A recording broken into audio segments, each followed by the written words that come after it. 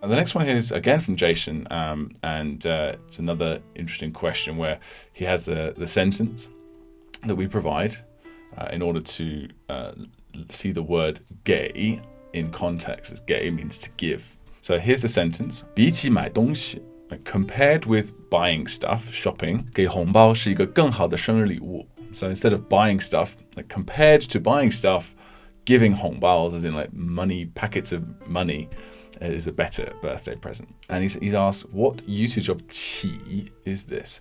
I suppose it's either preliminary assessment or beginning to do an action, as opposed to getting up, waking up. Yes, of course. So good eye. So it's actually a compound word. 比起is actually a really useful word, meaning comparing to something. When compared with.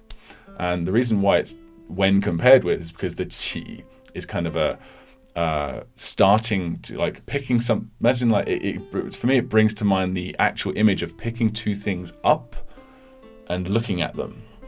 That's what 起 does.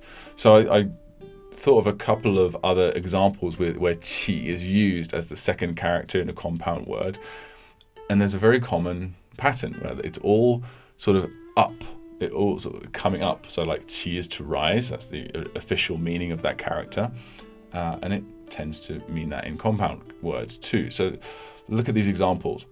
想起, as in 想起来, 想起 means to think or to remember something, as in to pick something out of your memory. Oh, I remember, right? So, oh, I remember now. So that's like coming up out of your memory, isn't it?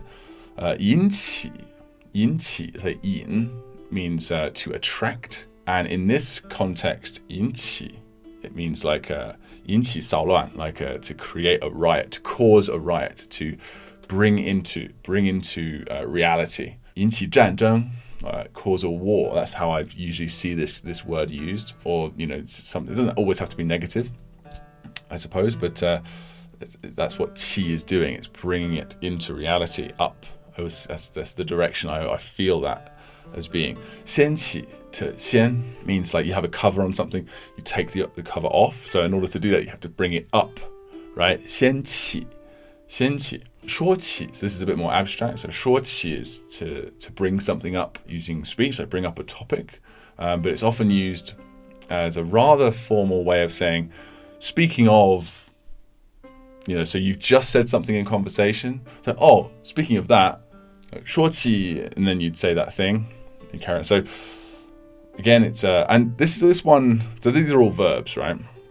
And then I thought of a very, probably the most common one out of all of these 起 words is 一起, as in one, rise.